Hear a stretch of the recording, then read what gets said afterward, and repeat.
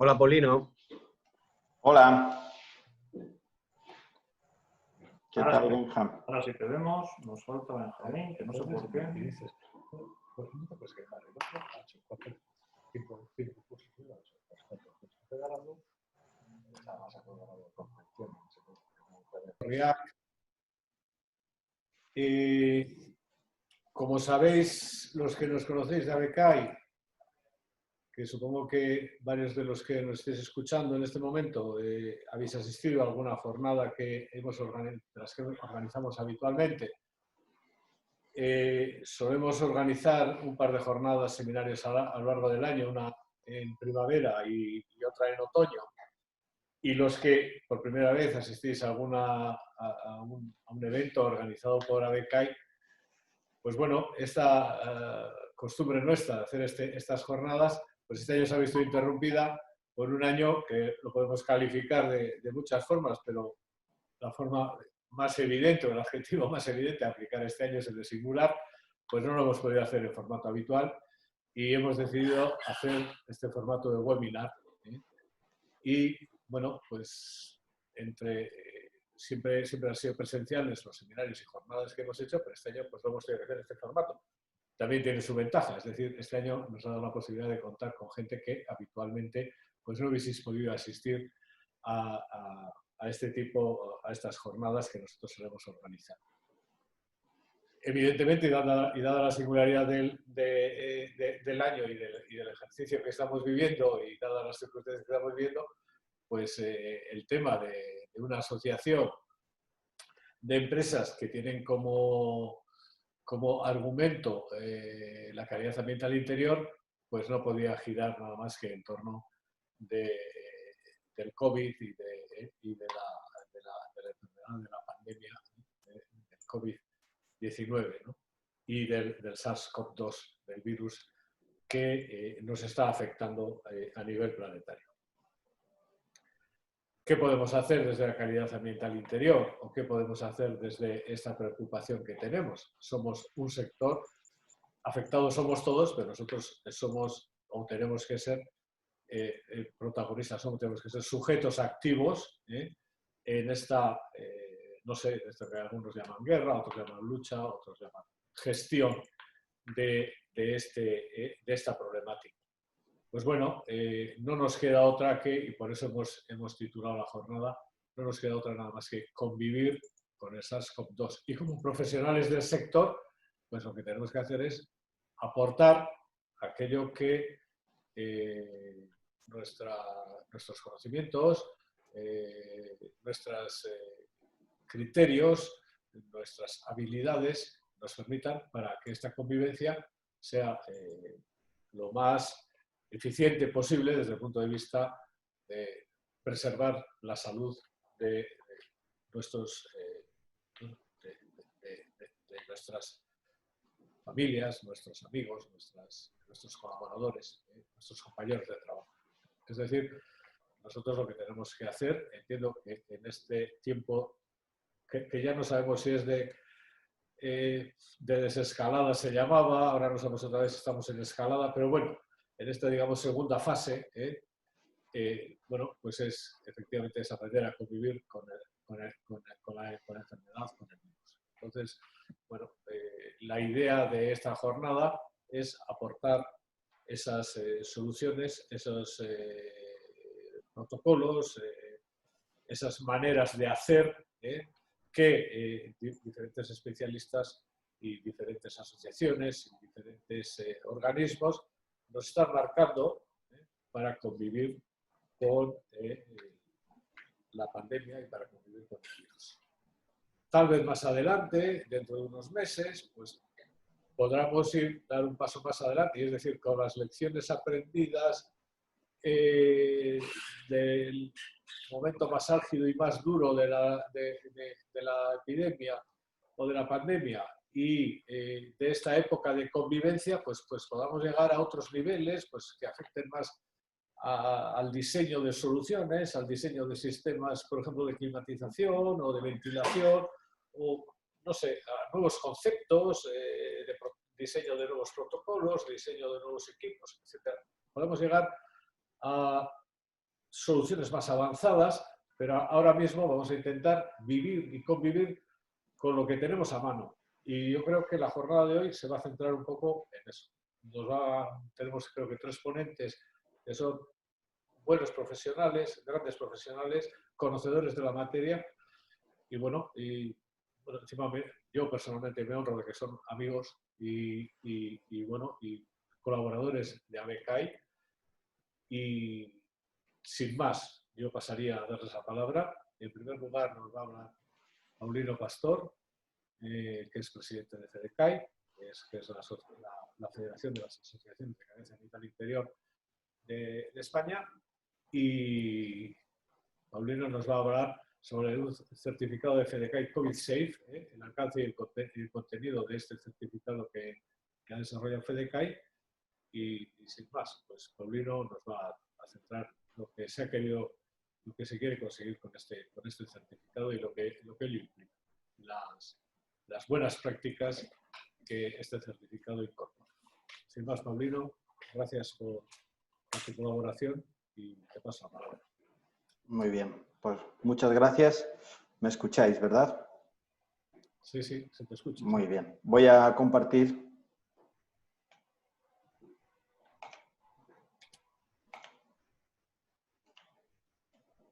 Muy bien.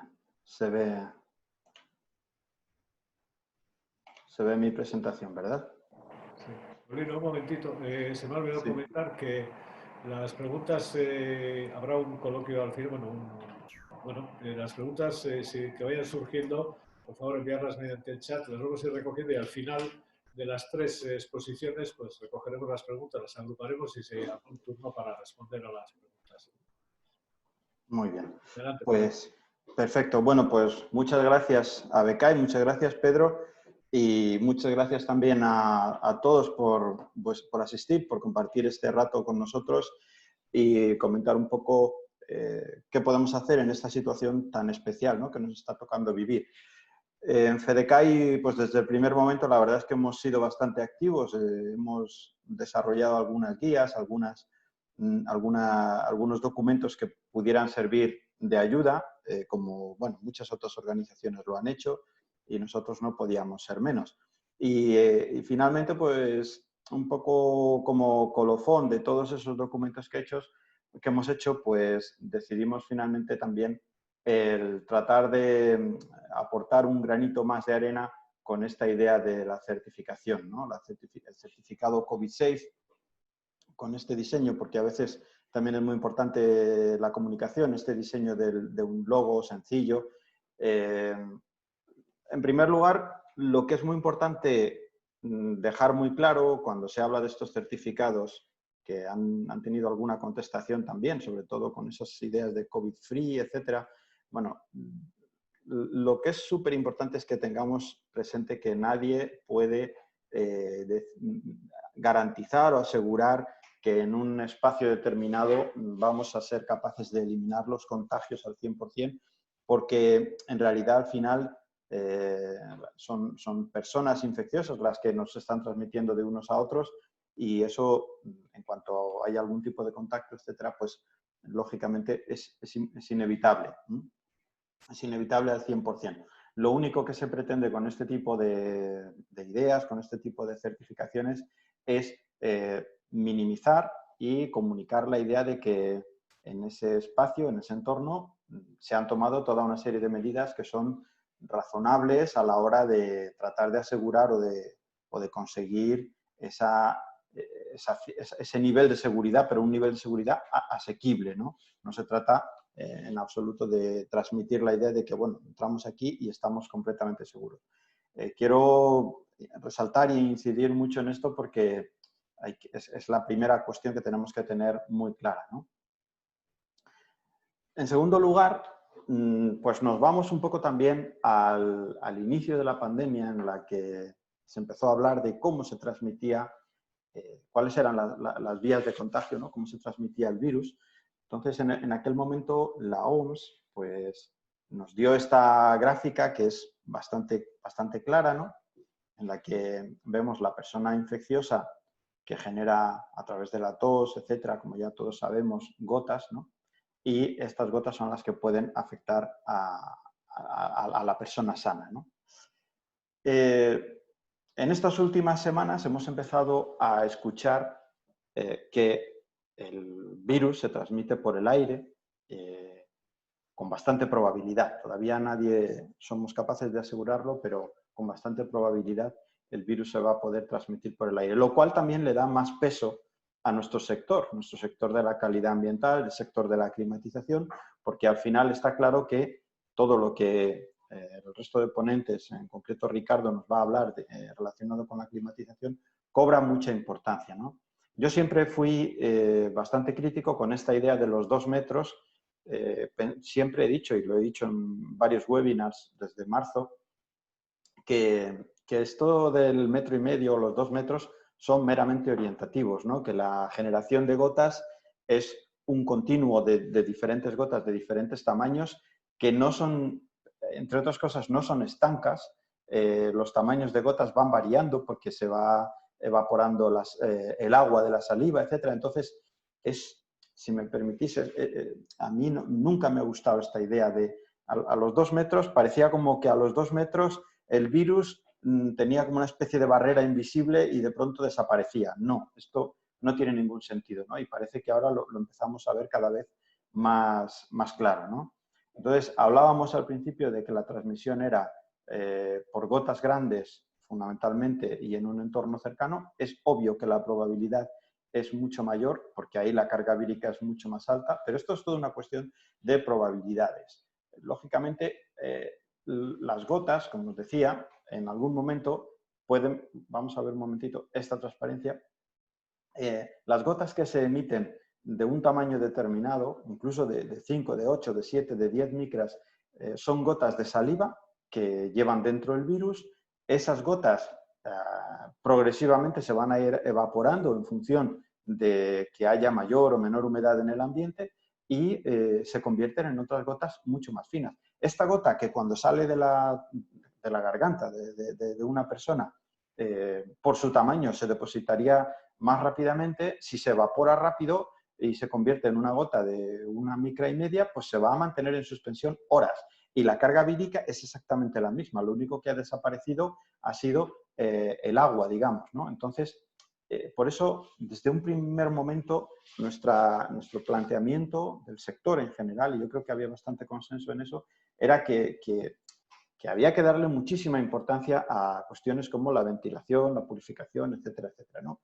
Yo creo que esto ya ha calado y bueno, y nos da un poquito más de peso en el sentido de que partimos de la base de que lo que ha dicho el gobierno tiene toda la razón, ¿no? Que el contacto cercano es el más probable, pero no podemos despreciar los contactos más lejanos, en los cuales la ventilación, filtración, etcétera, son críticos a la hora de mantener minimizado ese tipo de infecciones entre personas, ¿no?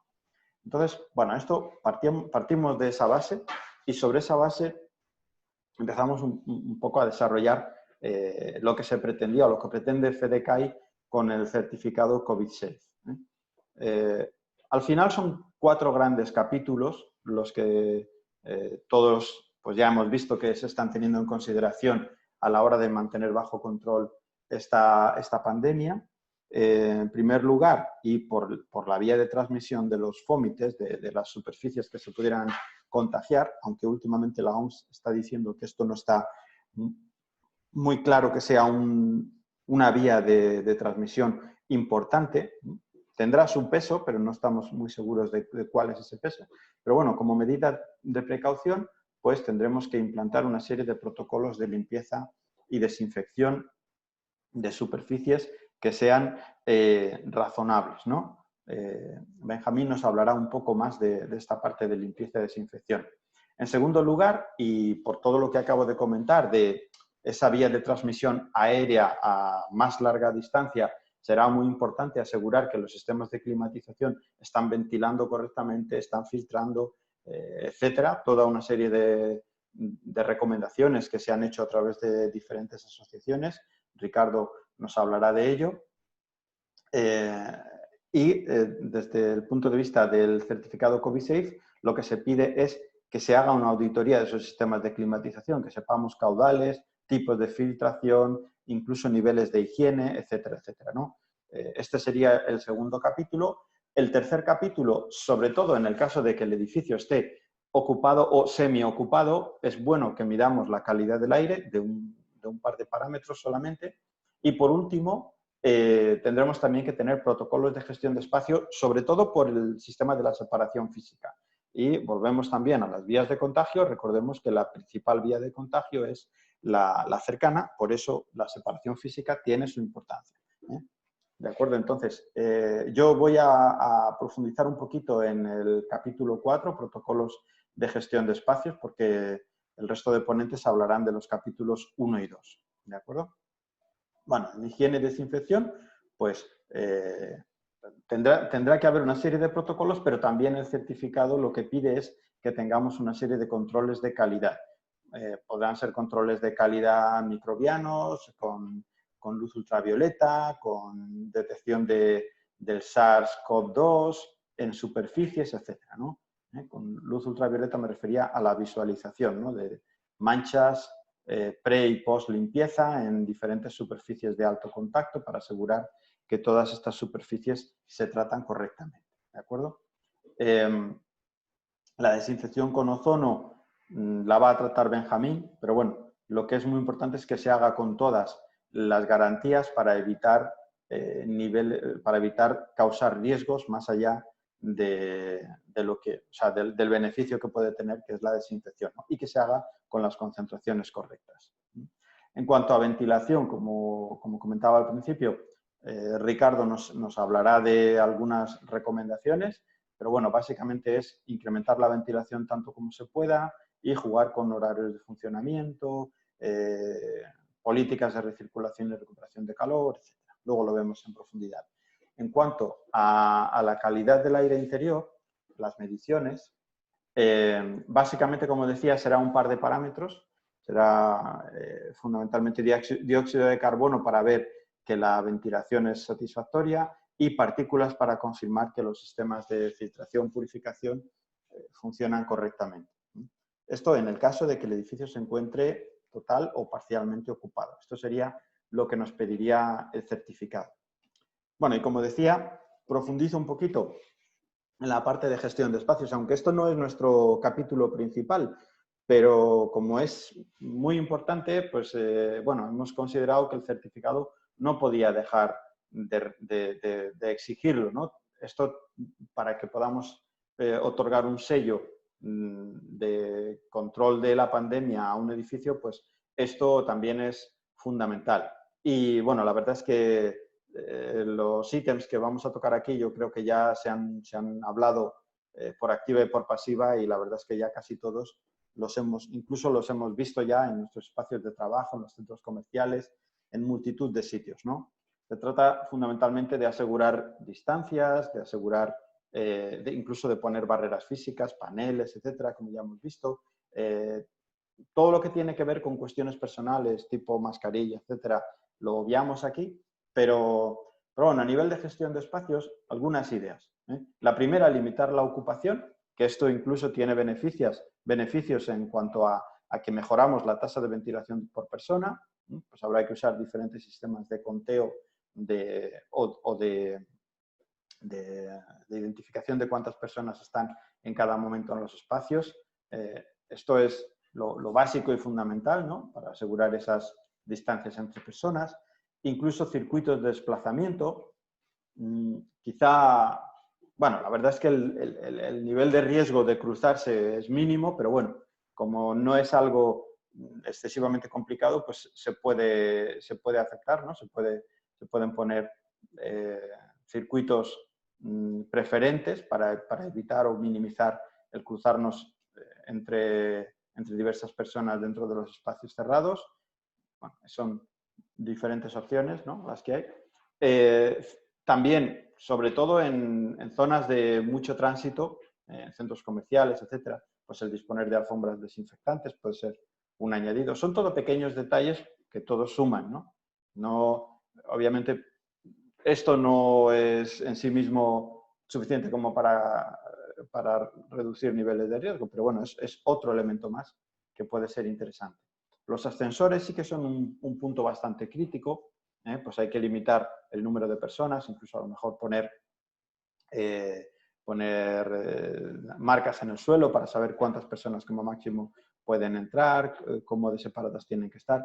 Si os fijáis incluso en este caso, que no se está haciendo en muchos sitios, quizás un poco excesivo, pero en este caso lo que te piden es que las personas estén como castigados en el colegio, ¿no? De cara a la pared. Bueno, sería un añadido. Se ha escuchado también el poner lámparas ultravioleta dentro de los ascensores, de tal manera que cuando están vacíos se pongan en marcha. Bueno, no sé, yo personalmente me da un poquito de miedo, ¿no? Porque las lámparas ultravioleta son muy peligrosas, ¿no? Y pueden generar pueden generar daños en la retina. Entonces, bueno, si se hace tiene que ser con muchísimas precauciones y con doble seguridad para evitar que se pongan en marcha cuando hay personas dentro, ¿no? Y luego, pues, todo lo que son superficies de alto contacto, botoneras, etcétera, limpiarlas y desinfectarlas periódicamente. Y cuestiones tipo prácticas, ¿no? Pues no hablar en el ascensor y entrar siempre con mascarilla, etcétera. Cuestiones de este tipo que son bastante básicas. Para facilitar también la separación, pues alejar lo más posible los puestos de trabajo, si no se pueden alejar, poner mamparas, etcétera. Esto típico que estamos escuchando. A lo mejor poner marcas en el suelo para algo tan transitorio, no sé hasta qué punto tiene utilidad, pero bueno, que es una opción también. Todo lo que son espacios de uso compartido, pues simplemente se pueden retirar alguna parte del mobiliario, ¿no? Para incrementar la distancia entre las personas.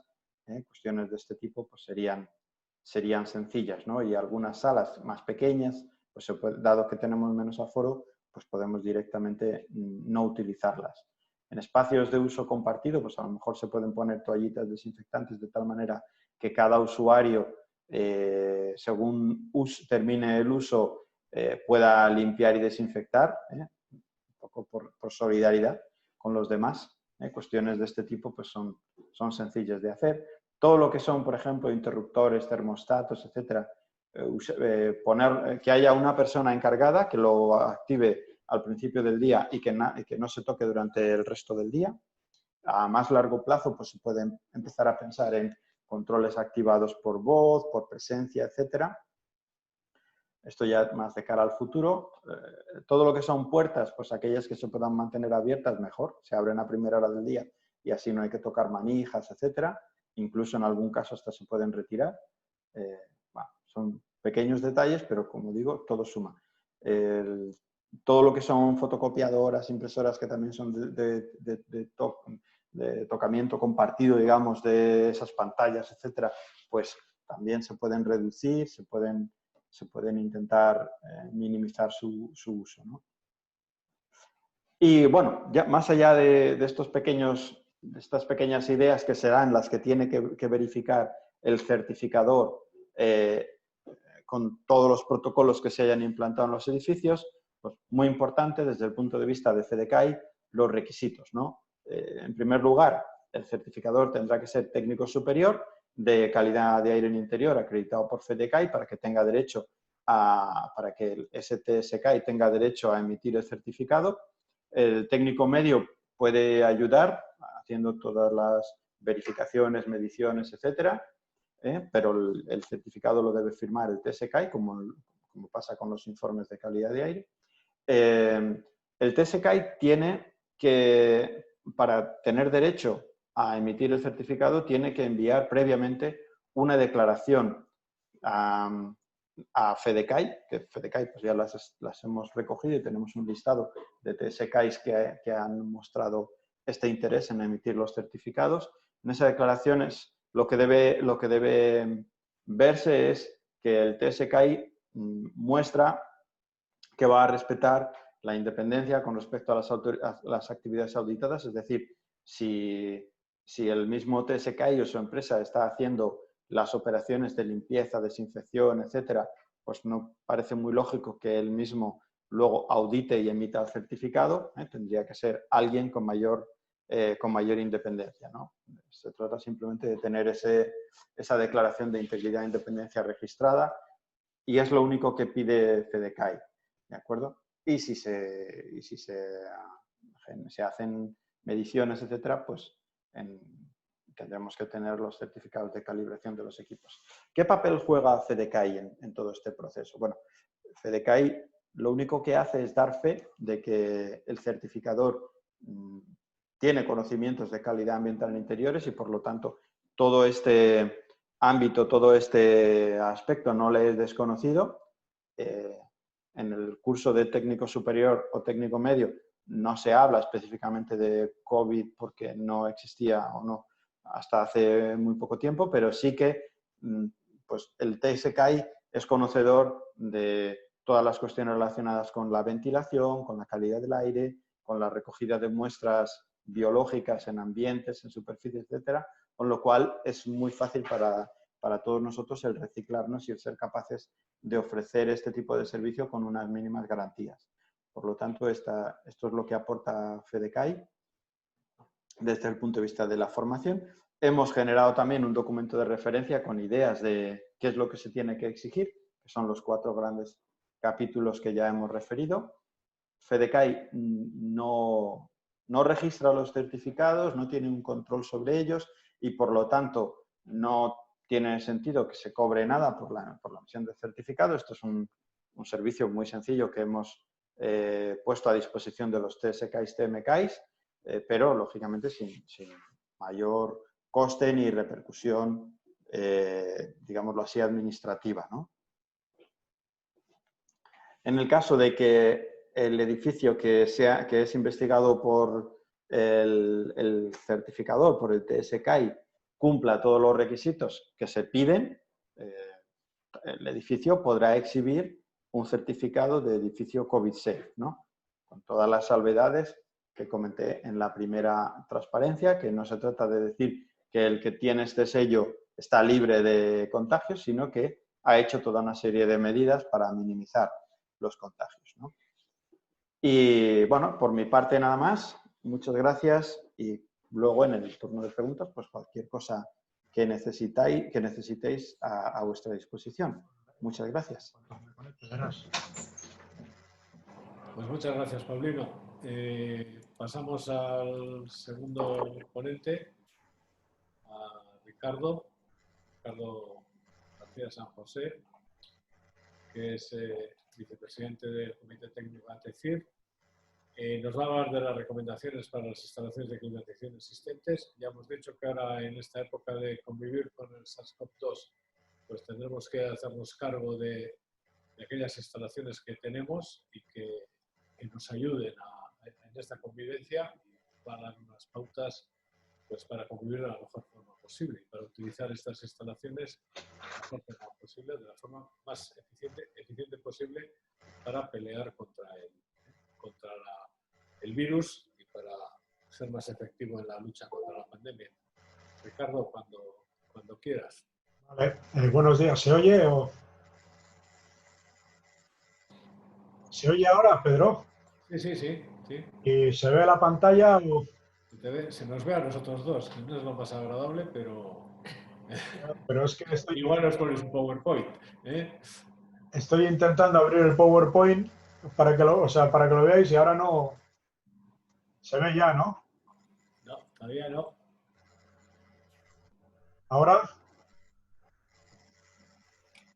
No, todavía no lo hemos conseguido. Pues antes nos ha funcionado bien, ¿no? Sí. ¿Ahora? Tampoco. Perdonad, ¿eh?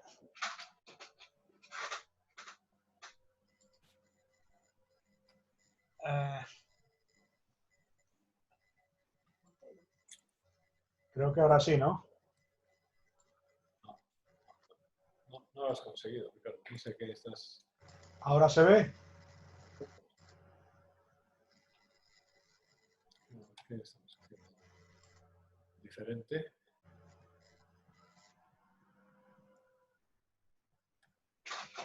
Pues ya lo siento,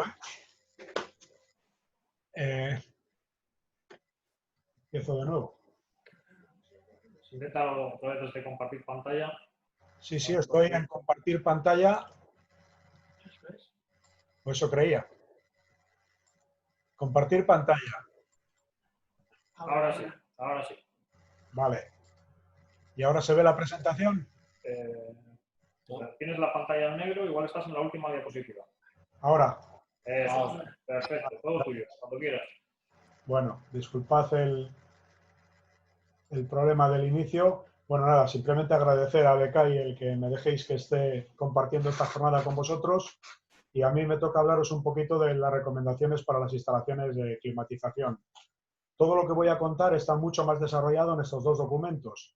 Este del Ministerio, que podéis descargar de manera gratuita, y la DTIE de climatización con el sistema del SARS-CoV-2, que yo creo que la semana que viene la recibiremos los socios de ATECIR y estará a disposición del público en general. Bueno, quiere decir que aquí está todo mucho más desarrollado. En el tiempo que dispongo, pues realmente lo que quería hacer eran unas reflexiones y transmitiros un poco las ideas de esto. Entonces yo lo tenía estructurado de esta manera. Ya la primera parte lo ha contado Paulino, o sea que me lo voy a pasar rapidísimo, que serían las fuentes de contagio, qué estrategias tenemos para protección de la epidemia, cómo han evolucionado las reglamentaciones en los puntos más importantes que serían ventilación y filtración, y esto vamos a ver que nos da lugar a las diferentes instalaciones con las que nos podemos encontrar. Nada, un pequeño repaso de cuáles son estas instalaciones para luego analizar con un poquito más de calma. Son simplemente, os digo, reflexiones, las medidas de protección recomendadas y unas conclusiones. Bueno, sin más, como ya lo ha comentado Paulino, me lo paso. La fuente de origen son los bioaerosoles y en función del tamaño que tengan, pues realmente el alcance va a ser mayor o menor e incluso pueden permanecer en el aire durante un tiempo, digamos, prolongado. En las más peligrosas, entonces, podrían ser las que contienen directamente al virus y los caminos, pues ya los ha visto Paulino. El resumen sería, el más habitual sería el contacto directo o indirecto, bien entre personas o las superficies que hayan quedado previamente contaminadas. Luego estaría la vía aérea por gotas, que digamos que sería entre personas próximas, y la vía aérea por núcleos, que podría tener un mayor alcance. Y una última vía que también hay que tener cuidado, pues sería con la ventilación de los sistemas de saneamiento, la que llaman pues vía fecal oral. Bueno, teniendo en cuenta esto, ¿cuáles son nuestras estrategias? Pues las estrategias para combatirlo son 5. La primera, intentar controlar las fuentes. Bueno, pues claramente las medidas personales son las más importantes, la que ha recalcado ahora Paulino de la tasa de ocupación, separación entre unos y otros para tener menos densidad de ocupación, menos densidad de carga en los locales, y simplemente pues prudencia en los otros puntos donde pueda haber contaminación, pues cerrar la tapa antes digamos, de dar al mecanismo de descarga, ¿no? Bueno, lo siguiente paso es, una vez que hayamos tenido el control de fuentes, el 100% es imposible. Luego va a haber una parte importante que vaya al ambiente. Pues el siguiente paso es, segunda estrategia, lo que ya nos haya alcanzado al ambiente, diluirlo. Y diluirlo va a ser básicamente con ventilación. En los sistemas que lo permitan, claramente ventilación mecánica. Pero donde no tengamos esta ventilación, pues podemos recurrir a la ventilación con apertura de ventanas, apertura de puertas, a la ventilación natural. También nuestros sistemas de climatización, es muy importante la retención del virus, sería la filtración. Lo que sucede es que los filtros de las instalaciones de climatización no están pensados para los virus, están pensados para otros objetivos, con lo cual también habrá que dar una vuelta a esta situación. La distribución, o sea, cómo difundimos el aire en los locales, pues puede ser importante para intentar quitar de estas vías de difusión el paso de personas contagiadas a personas no contagiadas.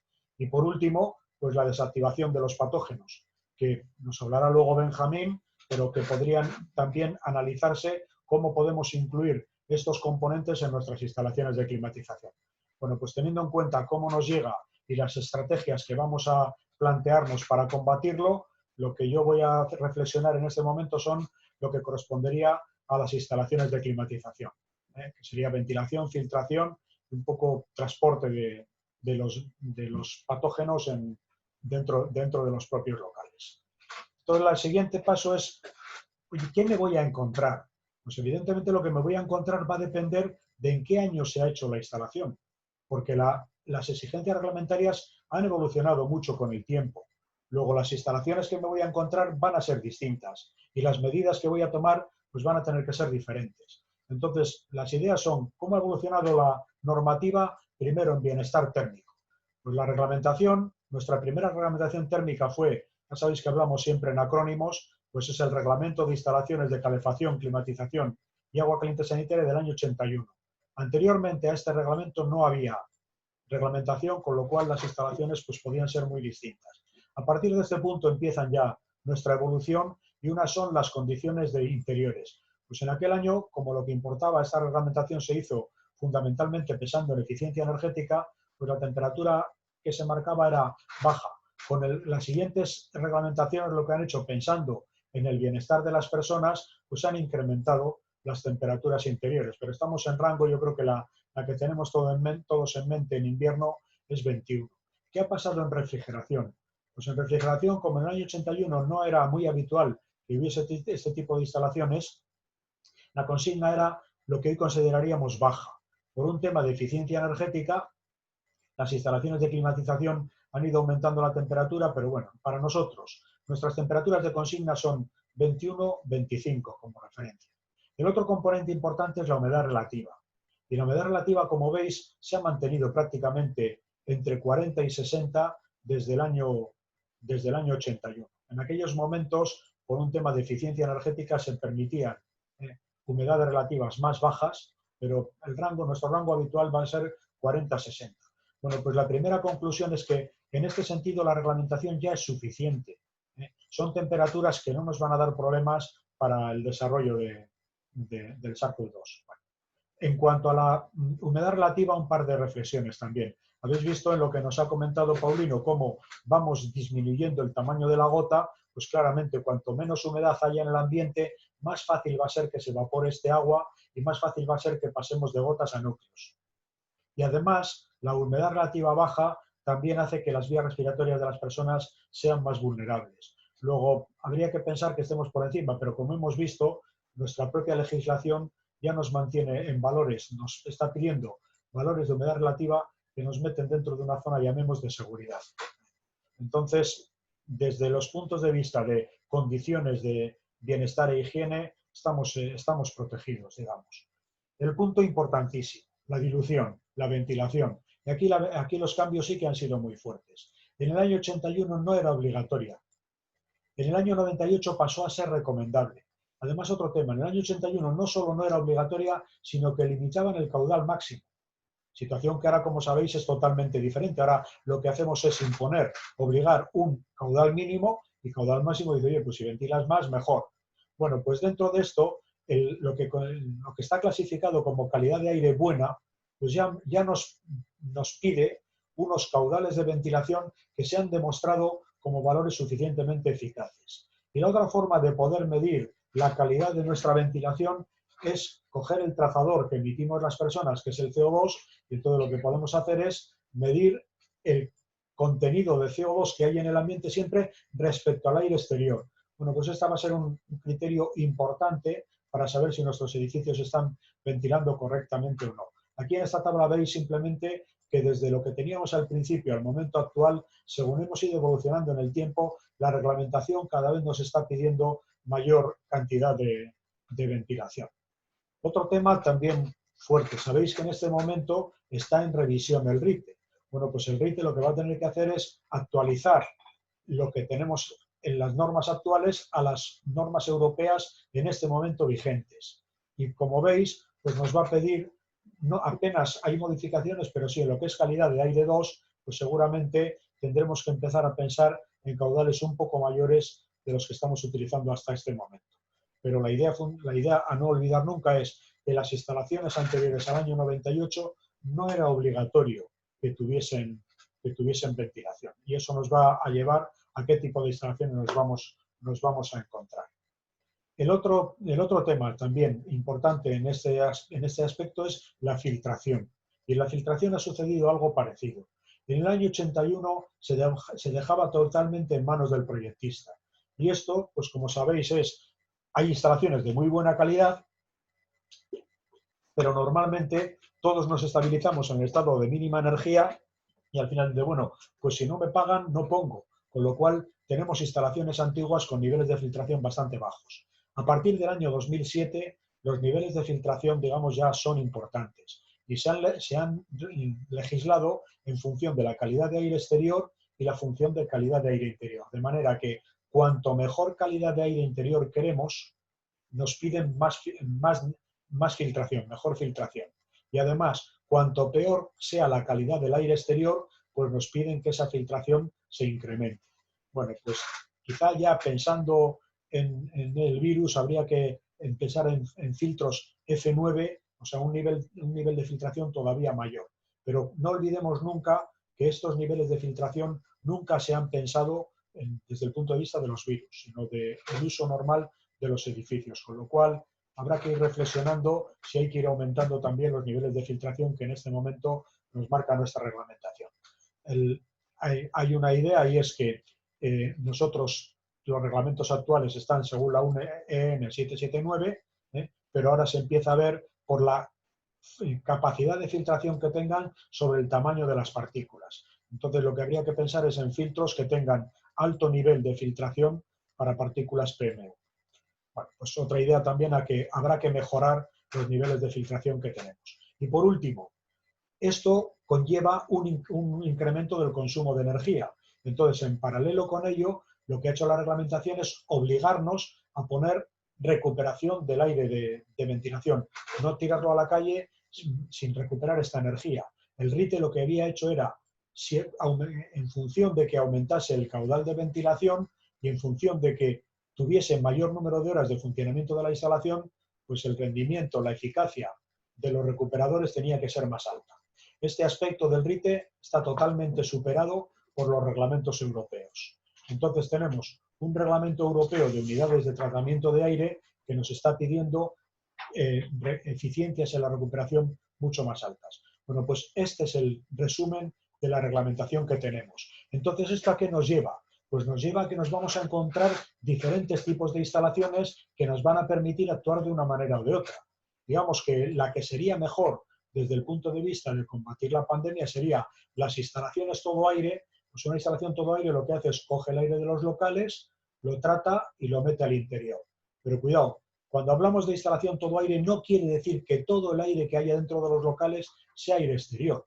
Lo que está pensado, hay una diferencia entre lo que es el aire de ventilación y el aire para tratamiento térmico. Entonces yo pongo este ejemplo que me va a servir ese número para recordarlo un par de veces más, y es que la ventilación depende de las personas y, por ejemplo, en esta instalación tendríamos 5.000 metros cúbicos hora de ventilación, pero el tratamiento térmico depende de cómo pueda mover el aire dentro del local. Entonces esta misma instalación todo aire va a mover 15.000 metros cúbicos hora, de los cuales, como veis, 10.000 son recirculación. Bueno, pues cuando hable de ventilación, esto lo tengo que tener muy claro. Llamamos renovación de la ventilación al aire que metemos del exterior del edificio. Y ese puede ser valores habituales, va a depender de otros factores de la ocupación, pero bueno, podría considerar que puede estar entre 0,5 y 2 veces hora el volumen de los locales. Sin embargo, el aire que necesito para combatir la carga térmica, tengo que mover mucho más caudal, y a eso le llamo recirculaciones. Para conseguir un buen movimiento dentro del aire, de los locales, estamos hablando del orden de 4 a 10 de recirculaciones. Entonces esto es lo que hay que tener muy claro.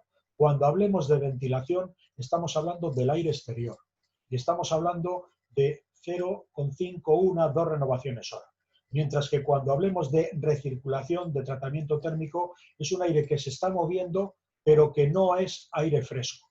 Bueno, pues entonces esto nos lleva a que tendremos que analizar de qué instalación partimos, cómo tenemos el control y ver qué medidas podemos tomar en los casos de pandemia. Y otra idea que también no hay que olvidar, por tema de eficiencia energética, los sistemas luego tienen un control en los locales. Entonces no podemos pensar que simplemente por haber actuado sobre el climatizador ya hemos conseguido ventilar los locales. Tendremos que ver cómo funciona el climatizador y cómo actúo luego sobre el control dentro de las zonas. Bueno, pues si tengo esto presente, yo creo que por sentido común ya sabemos cuáles son las recomendaciones que vamos a tener que poner. Más pasos, claro, pero es que no tengo instalaciones todo aire. Habitualmente voy a tener otro tipo de instalaciones, como son muy típicamente pues las de inductores. Bueno, pues una instalación de inductores consta de un climatizador que también controla la ventilación y para combatir la carga latente, cuando mi unidad terminal son inductores, suelo mover un caudal de aire superior al que necesito para ventilación.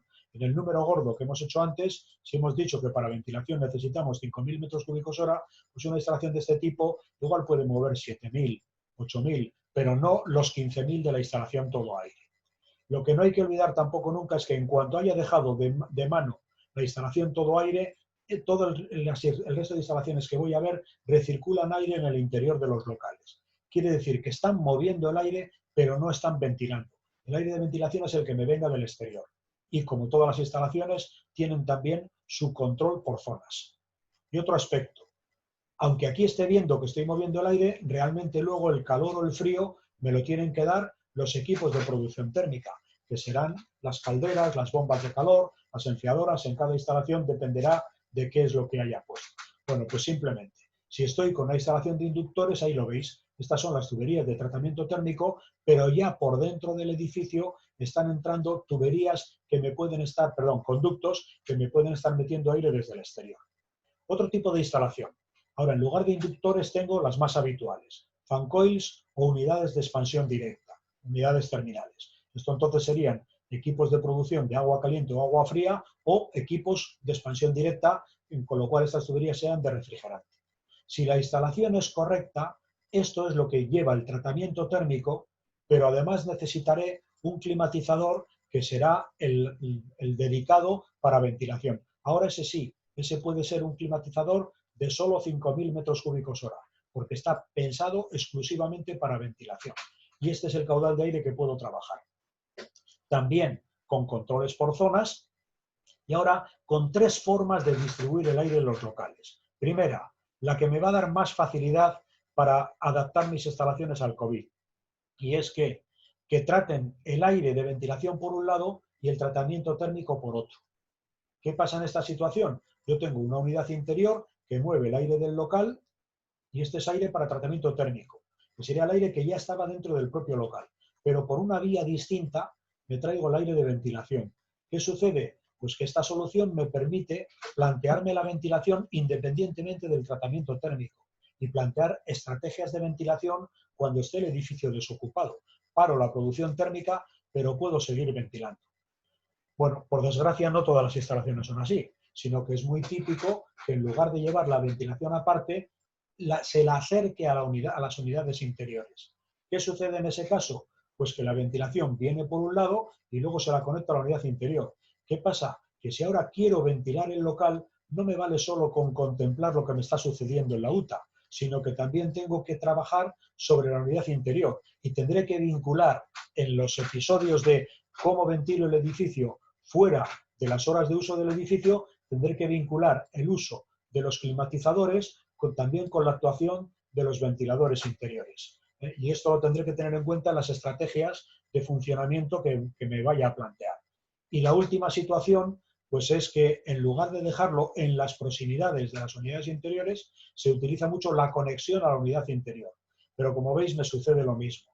Cuando me plantee mis estrategias de ventilación, tendré que poner en marcha las unidades de tratamiento de aire de ventilación y vincular las unidades interiores para que realmente no se rompa la cadena de ventilación.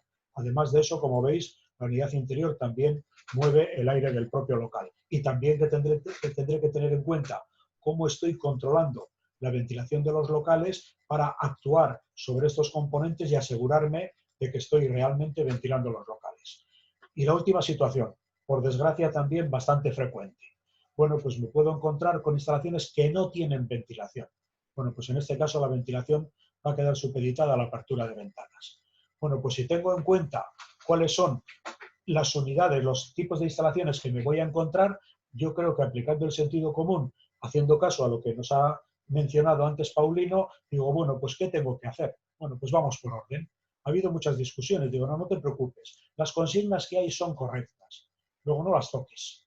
Mantén los 25 grados, los 21, lo que teníamos, y la medida relativa anda dentro de esos locales. ¿Dónde tengo que actuar de manera muy importante? Pues está clarísimo. Tengo que ventilar lo máximo posible. Entonces, ¿qué tendré que hacer? Pues vamos a tratar de verificar los caudales. O sea, si puedo, voy a ir a medir a las unidades de tratamiento de aire cuánto aire realmente estoy moviendo. Y aunque mi sistema no tenga sondas de calidad de aire interior, yo creo que es aconsejable instalarlas. No para que actúen sobre los sistemas, sino para tener constancia dentro de los locales de lo que realmente me está pasando. Entonces, si el sistema no tenía, yo lo pongo y con eso ya sé pues, si estoy ventilando correctamente o no. Tendré que analizar si tiene compuertas de enfriamiento gratuito o no para, o bien por sistema de control o a mano, tratar de dejarlas abiertas. Tendré que tratar de reducir al mínimo posible la recirculación. Y como veis, son todo intentos, es buena voluntad. Es muy probable que la instalación no me lo permita. Seguramente tendré que aumentar los horarios de ventilación. Y si no es a 24 horas, por lo menos 2 horas antes de utilizar los edificios y 2 horas después. Hemos visto que la ventilación depende de que las compuertas interiores estén abiertas, pues las tendré que dejar abiertas. Tendré que comprobar si puedo mejorar la filtración. Lo que pasa es que sabéis que esto me puede añadir pérdidas de carga y entonces si aumento los filtros, pues me quedo con que pierdo caudal de ventilación porque los ventiladores no ponen. Entonces esto será un estudio que tendrá que hacer el de mantenimiento. Y ahora un tema. Estamos pensando que esto nos lleva a un fuerte consumo de energía. Cuidado. Fuera de las horas de servicio, solo me preocupo de ventilar, no me preocupo de combatir la carga térmica. La carga térmica ya lo haré cuando vayan a entrar las personas o cuando la estén utilizando, para que la penalización del consumo no sea excesiva. Mantener en marcha los aseos, pues para que no me vaya el aire de los aseos hacia el interior de los locales. Y ahora, uno de los temas más conflictivos. Oye, ¿qué ha pasado con los recuperadores? Pues de momento el recuperador, como puede ser un punto de mezcla, pues como primera medida prudente estamos hablando de parar los recuperadores rotativos o bypassar los recuperadores de placas. Un recuperador de placas suele tener pocas fugas entre el primario y el secundario. Bueno, pues lo que tendrá que hacer el de mantenimiento es comprobarlo. Si está seguro de la estanqueidad, no va a haber problema, pero en cuanto tenga duda, cuidado, bypassar. Lo que sí es claro es que un ventilador rotativo, que aunque pueda ser entálpico y tener mayor eficiencia, sí va a tener más paso de aire del exterior al interior. Luego, la primera medida de momento es los rotativos pararlos. Y cuidado entonces en los climatizadores, son cosas que el de mantenimiento lo va a tener que analizar. Una cosa es el caudal que mueve la zona de tratamiento, que como hemos visto en el ejemplo son 15.000, y otra cosa es la zona de aire exterior, que son 5.000. Por lo tanto, no podemos hacer de todo. Ya, Pedro, ya un minuto más y...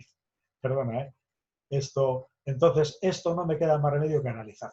Porque si tiraría todo el aire por el recuperador, es posible que el consumo de los ventiladores me penalizase mucho energéticamente. Entonces, como veis aquí tenéis ejemplos. Esto es un recuperador muy pequeño, como veis, con muy poca cantidad de aire exterior, pero tengo que comprobar si las compuertas que tiene el recuperador me permiten hacer lo que estoy comentando.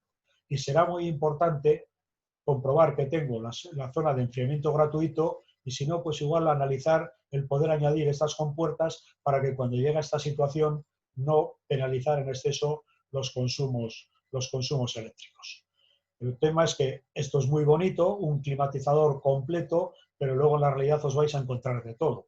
Pues en lo que yo me voy a encontrar entre el óptimo, que es el 100%, y la nada, pues tendré que ver cómo, aunque sea de manera manual, puedo actuar sobre las tomas de aire exterior para asegurarme de que a los locales les meto más aire del que me va.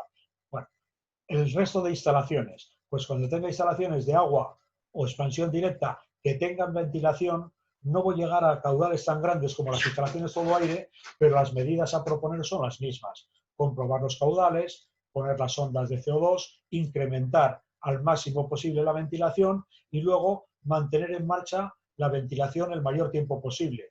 Cuando la ventilación vaya por libre, no tengo ningún problema, Cuando la ventilación esté vinculada a las unidades interiores, pues seguramente tendré que actuar también sobre los ventiladores de las unidades interiores. En este caso, evidentemente, mi ventilación va a ser apertura de ventanas, porque los sistemas de ventilación no son tan fuertes, y cuidado, porque a veces si dejamos abiertas las ventanas de los aseos, pues igual tenemos posibilidades de que haya mezcla. Comprobar las posibilidades de filtración, el caso es el mismo que hemos hablado antes, pero con menores caudales, y donde no tenga nada de ventilación, y ahora creo que Benjamín nos hablará de este tema, pues entonces tendré que pensarme en poner unidades de filtración o unidades de purificación dentro del propio local, porque aquí la única ventilación que voy a tener a mi disposición van a ser las ventanas, ya que estoy hablando, por desgracia, de instalaciones bastante extendidas que no tienen ventilación. El mantenimiento, que ya sería, digamos, la última reflexión, pues es, si se está llevando un mantenimiento preventivo correcto, no hay que alarmarse. Lo que se hacía con los periodos, con las operaciones y todo es correcto, pero si no se está llevando, yo creo que aquí es donde están los litigios. Oye, tengo que limpiar, tengo que hacer. Pues evidentemente, si hasta ahora no has hecho nada, pues algo vas a tener que hacer. Habrá que hacer una revisión inicial y, por supuesto, piensa en el futuro llevar el mantenimiento de manera correcta. Para mí las conclusiones son importantes. La primera es que, como sabéis, desconocemos muchos aspectos estamos todos aprendiendo. Y por lo tanto yo creo que todos, fabricantes, proyectistas, instaladores, usuarios, pues tenemos que remar en la misma dirección. Nos tenemos que fiar todos por prudencia. Entonces, en este momento, pues tengo dudas. Lo que parece que el acuerdo es unánime es que la ventilación es lo máximo que tenemos que potenciar, y de momento, pues el tema de los recuperadores, la prudencia me hace que de momento me lo plantee un poco. Pero yo creo que con lo que hemos visto antes con Paulino, yo creo que lo más importante es sentido común, y con esto yo creo que todos sabremos lo que hacemos. Gracias. Me he pasado un poquito, Pedro, pero... Está muy bien. Muy bien, Ricardo, muchas gracias. Muy didáctico, como siempre. Entonces, ya pasamos a la tercera presentación. Benjamín Beltrán, que es presidente, entre otras cosas, presidente de AMECAI, que es la Asociación Valenciana del País Valenciano, Empresas de Calidad Ambiental Interior. Es mi homólogo en Valencia y también muy bregado en múltiples batallas. Y bueno, y nos va a hablar de la desinfección y purificación en tiempos de COVID. Siempre nos manda algún mensaje interesante en sus correos y tal, alguna frase ad hoc en cada época. Entonces, que suele venir muy bien, a mí me suele hacer pensar sus frases. Entonces, bueno, espero que hoy también nos deje alguna a lo largo de su presentación, y que nos vendrá muy bien a todos. Benja, adelante con tu presentación. Muchas gracias por colaborar con nosotros.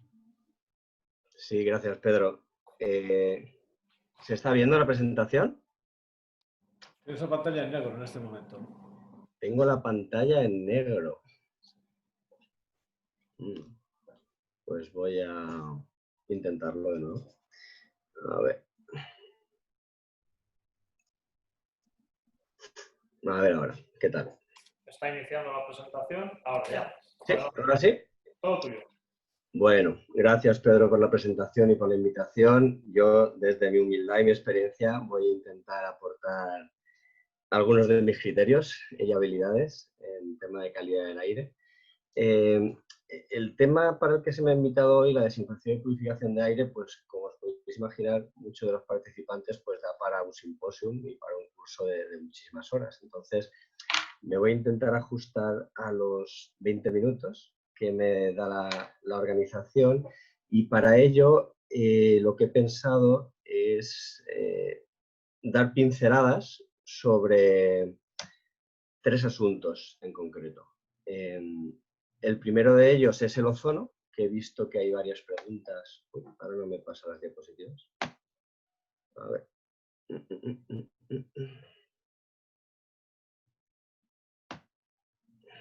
¿Por qué no las pasas? Ahora. Vale.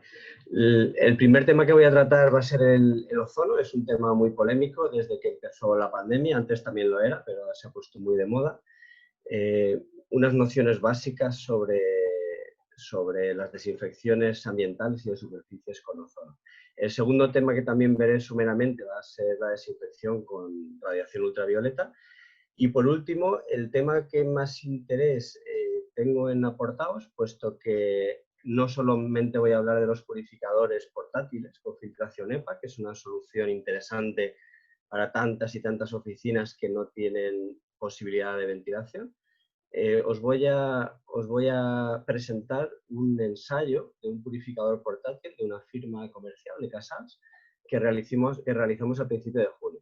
Os voy a explicar este ensayo. Fue una oficina real con una oficina de comercial en Valencia y bueno, pues se hizo un seguimiento sobre diferentes parámetros de calidad del aire en la oficina antes de que funcionara el purificador y después. Vale, empezamos con el tema del ozono. Os traigo una imagen de un mapa de odas de calidad de aire exterior que realizamos en Abelcai hace un par de años. Se analizaron diferentes parámetros de calidad del aire de estaciones de vigilancia atmosférica en las 20 y tantas estaciones que hay en la provincia de Valencia y se hizo una ficha de ODA para cada una de esas estaciones. Entonces, la idea de por qué os traigo esto es porque, como muchos ya sabréis, el ozono es un contaminante atmosférico en exteriores que se controla en estas estaciones y, bueno, pues tiene unos límites para exteriores, según reglamentación en España actual, de 120 microgramos metro cúbico y, según recomendaciones de la OMS, de 100 microgramos metro cúbico. Entonces, por ejemplo, en esta estación tipo, en Alcira, pues como podéis ver, pues prácticamente todos los años, desde el 2003 al 2013, se supera el máximo reglamentario de esos 120 microgramos en ozono. Esto estamos hablando de mediciones, de muchas mediciones diarias durante todos los días del año. ¿Por qué os pongo esto? Os lo pongo por lo siguiente. Esos 120 microgramos metro cúbicos, si uno los traslada a unidades de ppm, estamos hablando de 0,06 ppm. Esta concentración de ozono se sobrepasa prácticamente durante todos los años de control de este mapa de odas. ¿De qué estamos hablando? Estamos hablando que cuando uno intenta vender un tratamiento con ozono en superficies o ambiental y nos dice que las concentraciones con las que va a trabajar su equipo son 0,05 ppm, que lo he visto en diferentes ocasiones, estamos hablando que nos está vendiendo un placebo sin ninguna duda, porque simplemente abriendo la ventana en muchas zonas de España y en este caso en Valencia, estamos hablando de que estamos en concentraciones superiores a ese 0,05 ppm, en contaminación atmosférica exterior. Luego, bueno, ¿por qué trabajan con estas concentraciones? Pues porque el valor máximo de exposición diaria del INS es 0,1 ppm. Entonces, trabajar en continuo con personas, como también se está vendiendo este sistema, a más de 0,1 ppm sería ilegal. Bien, bueno, tema del ozono. Efectivamente, como decía un compañero antes en el chat, está en evaluación o en revisión por parte de la Agencia Europea de Productos Químicos, este desinfectante ambiental. Y eso quiere decir dos cosas. Una, que no es ilegal su uso porque está en evaluación, pero la otra, y más importante, es que como no está evaluado todavía, se desconoce la dosis necesaria para que sea eficaz. Y lo más importante, se desconocen los efectos para la salud a esas concentraciones que no se han especificado del ozono. La Sociedad Española de Sanidad Ambiental desaconseja el uso del ozono, justamente por esta razón, porque no está evaluado y no se sabe a qué concentraciones se debe utilizar correctamente.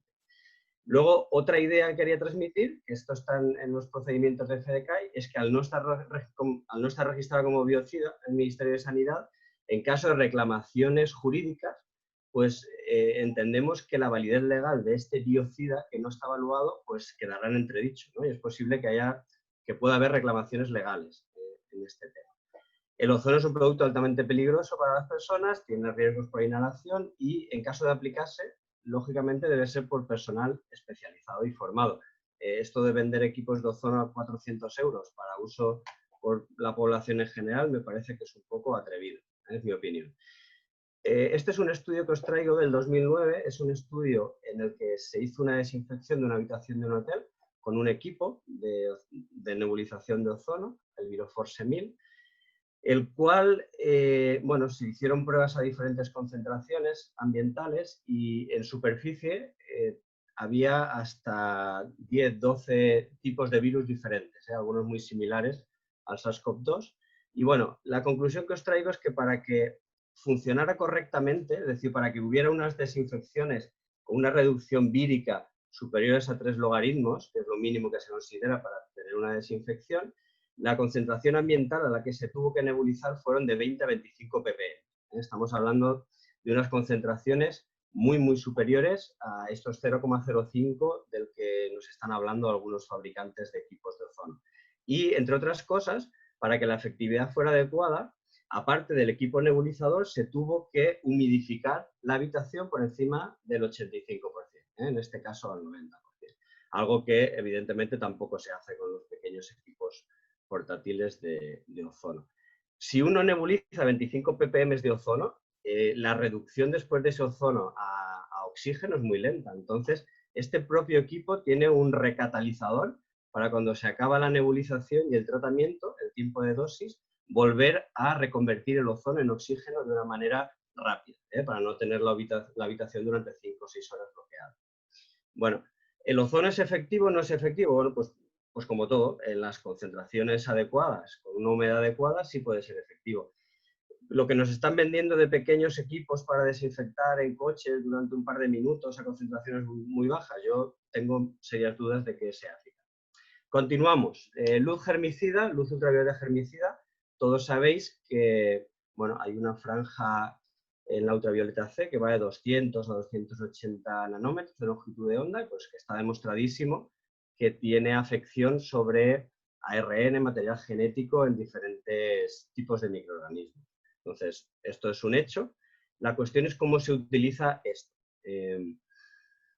Os traigo este concepto que es muy importante para entender cómo funciona la ultravioleta. Al igual que un biocida tiene concentraciones y tiempos de contacto, lógicamente, ¿no? Si se me pregunta si el hipoclorito funciona para desinfectar el virus SARS-CoV-2 o la legionela, pues la respuesta debe ser no es un sí o un no, depende en qué condiciones.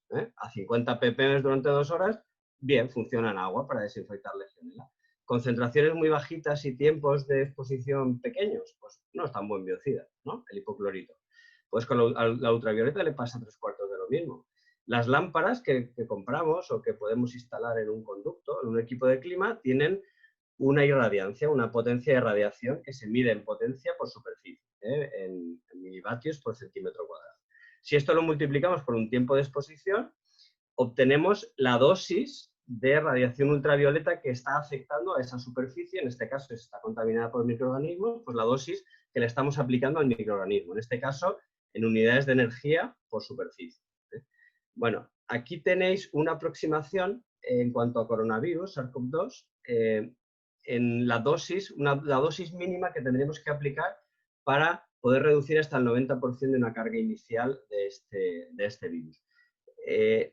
No es un dato que me haya inventado yo ahora mismo, está soportado en diferentes estudios científicos. En monsolar.net tenéis una noticia donde aparecen estos estudios. Y estos 30 milijulios por centímetro cuadrado sería la dosis que nosotros debemos aplicar a ese virus para inactivar el 90% de su carga. Esto que estoy contando de la dosis para virus, pues está muy estudiado en agua para diferentes tipos de bacterias y otros microorganismos, pues como podéis ver, pues por ejemplo, para inactivar Legionella pneumófila con 2 milijulios centímetro cuadrado sería suficiente. En cuanto a dosis, habría que calcular la irradiancia de las lámparas y el tiempo de exposición para asegurar que eliminamos estas bacterias. Luego hay un concepto importante en el tema ultravioleta y es que con una dosis de 5,4 milijulios centímetro cuadrado podemos eliminar o inactivar el 90% de los virus. Si queremos ir hasta valores muy superiores, esto no es directamente proporcional. Con 5,4 milijulios centímetro cuadrado eliminamos el 90%, pero para irnos a valores de desinfección o de esterilización potente, tenemos que multiplicar prácticamente por 5 esas dosis, cuando realmente solo estamos aumentando un 10% la carga microbiológica que eliminamos. Bueno, pues la pregunta del millón. ¿Este sistema, tal como está planteado, en conductos de aire acondicionado, funcionaría o no funcionaría? Se está vendiendo mucho, hay polémica al respecto. Mi opinión es que es difícil que funcione eficazmente. Y vuelvo al argumento inicial.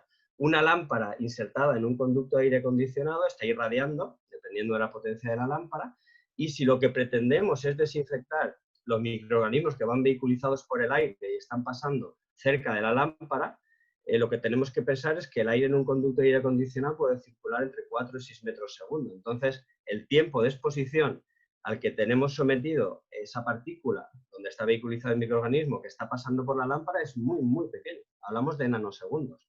Y en nanosegundos no es un tiempo de exposición suficiente para obtener esas dosis mínimas de las que estamos hablando.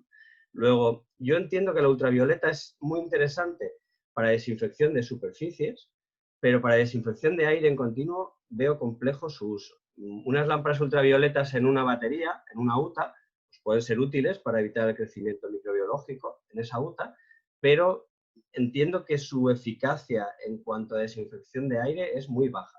¿Veis? Por ejemplo, esto es una gráfica que nos relaciona la irradiancia, la potencia por centímetro cuadrado, con la distancia entre la que está la lámpara y la superficie que queremos desinfectar. Pues como podéis observar, si la lámpara está muy cerca de la superficie a desinfectar, la irradiancia pues, puede ser de 5 o 6 milivatios centímetro cuadrado. A medida que alejamos la lámpara de la superficie a desinfectar, esa irradiancia baja muy rápido. En cuanto nos separamos 15 centímetros, pasamos de esos 5 milivatios a 1 milivatio, con lo cual el tiempo de exposición se nos multiplicará por 5.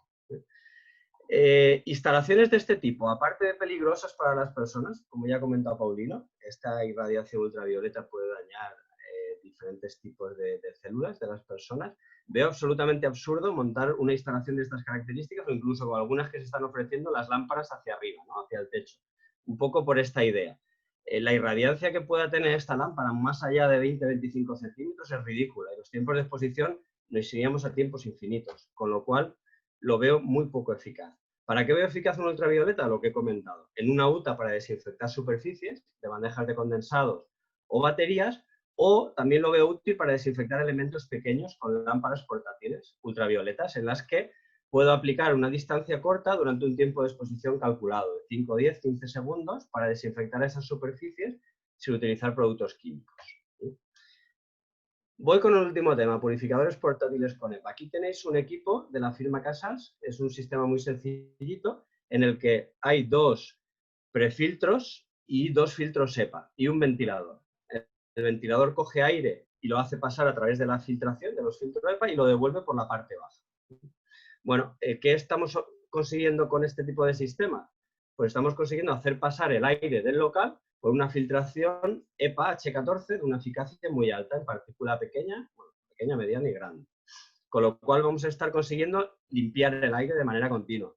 Esto, bueno, es un equipo portátil que puedo montar en cualquier parte, pero no tiene más misterio que el que tiene los sistemas de salas limpias, ¿no? Todos sabéis que un quirófano, un laboratorio que requiera una buena limpieza del aire, lo primero que tiene es un buen sistema de filtración absoluta terminal.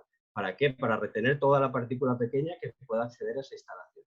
Aquí tenéis otro purificador, en este caso de la firma Canfield, pero con la misma filosofía. Filtros H14 con un ventilador que fuerza el paso de aire a través de esos filtros y lo lanza al ambiente.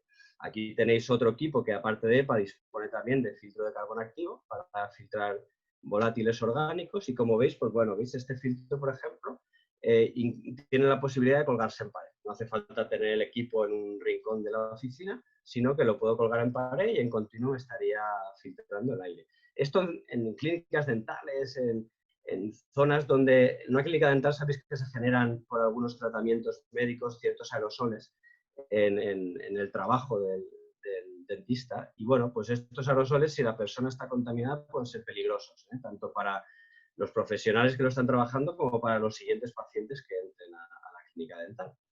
Esto lo ha comentado Paulino. Y ahora os voy a hablar del ensayo, del estudio. El estudio lo planteé en una oficina de comercial convencional de 50 metros cuadrados, con un pequeño despacho del jefe de comercial, con una puerta siempre abierta.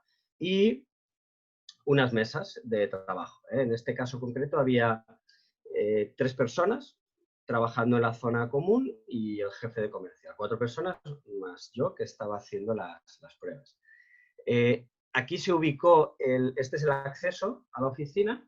Hay unas ventanas, pero que son unas ventanas que no dan al exterior, dan también a la nave. Y la climatización está resuelta con 3 equipos de pared, ¿vale? Sencillos, en los que, bueno, pues no hay ningún tipo de ventilación. Es la típica oficina donde se contrarrestan las cargas térmicas, pero no tenemos ningún aporte de aire exterior. Entonces, ¿la idea cuál era? Bueno, pues la idea fue dejar 2-3 horas desde que empezó la operativa a funcionar en la oficina hasta las 11 de la mañana para que se fuera cargando el ambiente. A las 11 de la mañana hacer unas mediciones iniciales de calidad del aire. Ahora os diré qué parámetros controle. ¿Veis? Esta es la oficina y aquí es donde se ubicó el equipo purificador de aire. Bueno, entonces la planificación del ensayo. Hacer ese control inicial de ¿qué? De concentraciones de 2 tipos de partículas, de 2 tipos de PM2,5 y de PM10, de concentración en partículas. Contaje en partículas de diferentes micrajes. También me parece interesante controlar el nivel de CO2, porque efectivamente el purificador portátil nos va a limpiar el ambiente, pero con el tema del CO2 va a hacer poco y quería que quedara claro en el ensayo. Control básico de temperatura y humedad. Y luego una parte también que considero muy interesante, que es la parte del muestreo de aerobios a 36 grados, es decir, bacterias y hongos, con un biorrecolector aspirando 100 litros a un caudal de impacto de 60 litros hora. ¿Por qué? En calidad del aire siempre decimos algo que me parece lógico, que es que cuanto más limpio está el ambiente, cuantas menos partículas hay en aire, pues menos microorganismos vamos a tener también en el ambiente. Entonces me dije, bueno, pues es una gran ocasión para poder comprobar si esto que pensamos es correcto. Vale, las condiciones del ensayo es que empezamos las mediciones a las 11 de la mañana, el purificador funciona al 40%, que más o menos venían a ser, es un purificador de Casals, un Rentair 600EC, venía a trasegar unos 290 metros cúbicos hora. Que si os fijáis en este volumen del local, estamos hablando que teníamos aproximadamente unos 2 movimientos y medio de aire a la hora. 5 personas contándome a mí y una climatización, como he comentado ya, parada, excepto a las 11:30, que uno de los equipos de pared se puso en marcha. Se realizaron mediciones en 2 mesas para ver el efecto a distancia con el purificador, una muy cercana al equipo purificador y otra alejada. Muy bien. Pues vamos allá. Esta sería la mesa cercana, aquí está el purificador y aquí están los equipos de medición y la otra mesa está al fondo del local. Veis aquí los equipos. Bueno, pues empezamos con conclusiones, con resultados. En cuanto a concentración de masa de partículas de partícula de PM2,5 y PM10, estos fueron los resultados. Concentraciones iniciales de PM2,5 de 32 microgramos metro cúbico. Si alguno está familiarizado con la reglamentación de la 171-332, sabrá que el máximo legal está en 20 microgramos. Luego, en esta oficina, a priori, estábamos en unas concentraciones de partículas superiores a ese máximo de la norma 1. Bueno, pues a partir de las 11 se pone el equipo purificador en marcha y cada 15 minutos hago un registro, tanto en mesa cercana como en mesa alejada, de las partículas, de la concentración de partículas. Pues podéis ver que la disminución es absolutamente espectacular. En cuestión de 15 minutos se baja por debajo de la mitad y en las 2 horas que duró el ensayo bajamos de los 32 microgramos a 3, por encima del 90% de reducción. Y en el PM10, 3/4 de lo mismo, de 59 a 10 microgramos. Luego, el sistema realmente me pareció, en este sentido, muy, muy, muy eficaz. 2 horas. Solamente 2 horas hicieron falta y, de hecho, como podéis ver, el comportamiento es asintótico. Los primeros 15 o 30 minutos ya bajamos unos niveles muy buenos y a partir de ahí las bajadas ya son más atenuadas. Como os podéis ver, los últimos controles de 15 minutos, paré el ensayo aquí porque vi que la mejora iba a ser difícil de conseguir. Ya estábamos llegando a unos límites en los que entiendo que la generación de partículas estaba igualando con la filtración y iba a ser difícil bajar mucho más. En cuanto a partículas por micraje, pues 3/4 de lo mismo. Controles de partículas de 4 tamaños diferentes. Empezamos en el local con unas 38 millones de partículas pequeñas, de 0,3 micro, y acabamos el ensayo con 9 millones. Reducciones también muy importantes. 0,5 micras lo mismo, de 9 millones a 1, de una micra de 3 millones a 400.000 y de 5 micras de 140.000 a 37.000. Reducciones generalizadas muy grandes. Y ahora viene la parte de la micro, que es la que más me gusta a mí.